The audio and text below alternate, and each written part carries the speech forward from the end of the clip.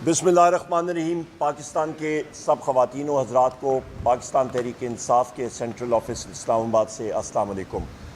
आज की press conference दो मौज़ूओं पे अहम मौज़ूओं पे मैं कवर करूँगा, बहसीयत सेक्रेटरी जनरल पाकिस्तान तहरीक इंसाफ और अपोजिशन लीडर कौमी असम्बली में।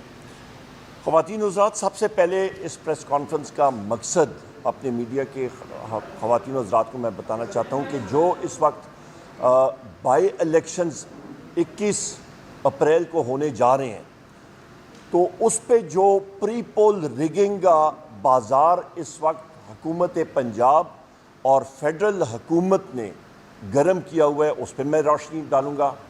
और फिर जो इस वक्त जो महंगाई का सैलाब और सुनामी, ये खोखली बिसाखियों पे हुकूमत जो चल रही है, उसके ऊपर हम लोग रोशनी डालेंगे।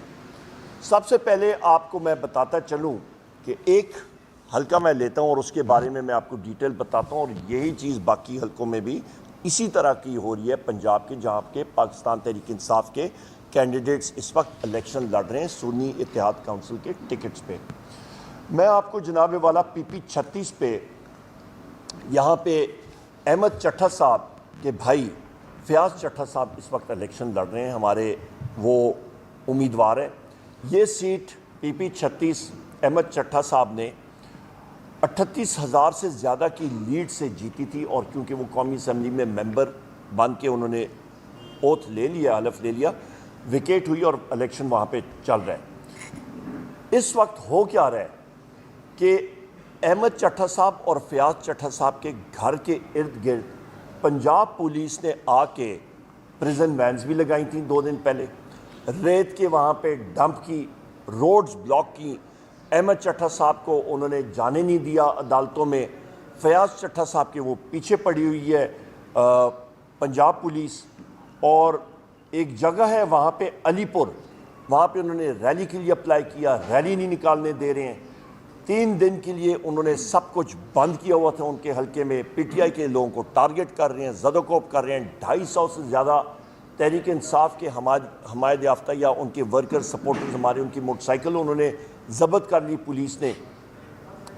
यहाँ पे 14 अप्रैल को चट्ठा साहब, अहमद चट्ठा साहब एक कॉर्नर मीटिंग के लिए जा रहे थे, और जो एक सहन के अंदर जहाँ पे कोई लाउड स्पीकर नहीं था, वहाँ पे वो जा रहे थे। और जैसे ही वो वहाँ पे पहुँचने लगे तो 500 से ज़्यादा की पुलिस नफरी ने वहाँ पे जाके रेड किया, लोगों को उठाया, ज़दोकोब किया लोगों को। RPO गुजरांवाला, अभी ये आप एक ट्रेंड देखें, जो बिसाखियों पे चलने वाली दीमक ज़दा बिसाखियाँ मैं कहूँगा, जो पंजाब हुकूमत है जिसकी सो कॉल्ड चीफ मिनिस्टर जो है वो मरियम नवाज़ है, और जो डॉक्टर उस्मान है जो कि एक करप्ट आदमी है और जो कि अपनी पुलिस फोर्स का तहफ़्फ़ुज़ भी नहीं कर सकता, तो उसने जो PTI के साथ जुल्म सितम किया वो सारों के सामने है। तो उसके कहने पे जनाब वाला यहाँ पे RPO गुजरांवाला, उसको चार्ज दिया गया है वज़ीराबाद का, जो कि मुस्लिम लीग नून के कैंडिडेट का करीब का रिश्तेदार है।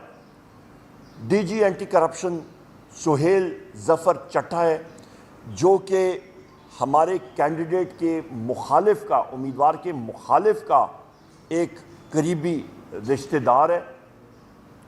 और इन सारे लोगों को नीचे, इन लोगों को ये इंस्ट्रक्शंस आई हैं कि आपने फॉर्म 45 PTI के लोगों को नहीं देना, फॉर्म 47 में आपने धांधली करनी है।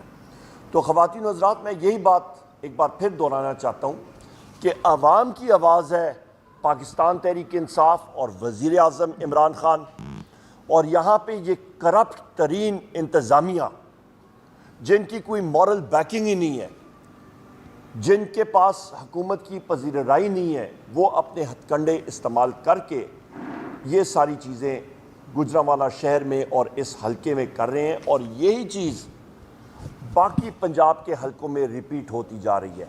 आपको मैंने सॉलिड एविडेंस, एक पूरा एक टेस्ट केस आपको बना के दे दिया, क्योंकि टाइम शॉर्ट होता है प्रेस कॉन्फ्रेंस में। बाकी चीज़ें आपको बाकी हलकों में भी यही चीज़ें मतलब हो रही हैं। अच्छा, इसके अलावा मैं ये भी कहता चलूँ कि पोलिंग बूथ, अभी ये इलेक्शन कमीशन का मसला आ जाता है। इलेक्शन कमीशन जो बार हम लोग कह रहे हैं کہ آج کل چیف الیکشن کمشنر ماشاءاللہ ریو ڈی جنیرو گئے ہوئے ہیں صاحب، برازیل، وہاں کے مزے لینے کے لیے گئے ہوئے ہیں، پتہ نہیں کس کے لیے گئے ہوئے ہیں، اور ان کو کینیڈا میں ایمبیسڈرشپ جو ہے وہ ان کو پرومس کی گئی ہے، ان سے وعدہ کیا گیا حکومت کا کہ آپ پی ٹی آئی کی سیٹیں کم کرائیں اور وہ یہاں پہ گنتی پھر کرائیں اور آپ کو ہم لوگ اس چیز سے نوازیں گے۔ تو ان کے کہنے پہ جناب والا پولنگ بوتھ الیکشن کمیشن کے کہنے پہ اس حلقے میں کم کر دیے گئے ہیں اور کئی پولنگ بوتھ مکس کر کے 30 کلومیٹر دور لے کے گئے ہیں۔ یہ پری پول ریگنگ نہیں پاکستان کے میرے عزیز خواتین و حضرات، میرے ہم وطنوں، تو پھر اور کیا ہوگا؟ بار ہم لوگ کہتے رہے ہیں۔